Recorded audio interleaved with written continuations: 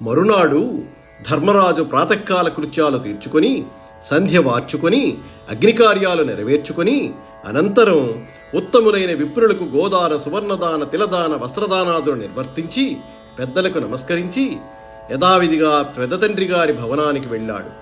అక్కడ విదురుడు, గాంధారి, ధృతరాష్ట్రులు కనిపించకపోయేసరికి సుఖాసీనుడై ఉన్న సంజయుణ్ణి చూచి ధర్మరాజు ఇలా అడిగాడు. సంజయ, మా తల్లిదండ్రులు ఈ మందిరంలో కనిపించటం లేదు. వారు ఎక్కడికి వెళ్ళారు? తన ఎదురుగా ఏముందో కనిపించదు మా తండ్రికి. పుత్రశోకంతో బాధపడుతూ ఉంటుంది మా తల్లి. సౌజన్యమూర్తి ప్రాణసఖుడు మా పినతండ్రి అయిన వీరుడు. మందబుద్ధులమైన మమ్ము విడిచి ఆ ముగ్గురు ఎక్కడికి వెళ్లారో మాకు తెలియచెయ్యి. తాము చేసిన తప్పులకు పరితాపంతో భార్యతో కలిసి మా తండ్రి అయిన ధృతరాష్ట్రుడు గంగానదిలో కలిసిపోయాడా? ఆయనకు కపటం తెలియదు, కరుణార్ద్ర హృదయుడు. మా తండ్రి గారు అయిన పాండురాజు పరలోకగతుడైన పిమ్మట చిన్నవాళ్లమైన మమ్మలను అతనే కదా పెంచి పెద్ద చేశాడు అని ధర్మజుడు అడిగేసరికి సంజయుడు అత్యంత దయతోనూ స్నేహంతోనూ కూడిన హృదయంతో తన ప్రభు పోయిన మార్గం తెలియక అతని వియోగం వలన కలిగిన దుఃఖం చేత కన్నీరు తుడుచుకుంటూ తన బుద్ధిబలం చేత ధైర్యాన్ని తెచ్చుకొని తన ప్రభువు పాదములు మనస్సులో నిలుపుకొని ధర్మరాజుతో ఈ విధంగా అన్నాడు.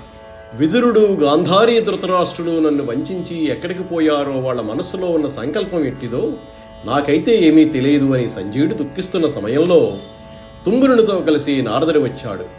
లేచి నమస్కరించి సోదరులతో కలిసి వారిని పూజించి ధర్మరాజు ఈ విధంగా అడిగాడు. అక్కట తల్లిదండ్రులు గృహంబున లేరు మహాత్మా, వారు నేడెక్కడబోయిరో ఇరుగన్. ఎప్పుడు బిడ్డల పేరు గృచ్చి తాన్ పొక్కుచునుండు తల్లి ఎటుబోయెనకో విపదంబురాసికిన్ నిక్కము కర్ణధారుడవు నీవు జగజ్జన పారదర్శన. అప్పుడు నారద మునీంద్రుల వారు ధర్మరాజుతో ఈ విధంగా అన్నారు.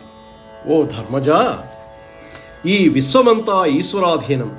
పరమేశ్వరుడే ప్రాణులను ఒకరితో ఒకరిని కలుపుతూ విడదీస్తూ ఉంటాడు.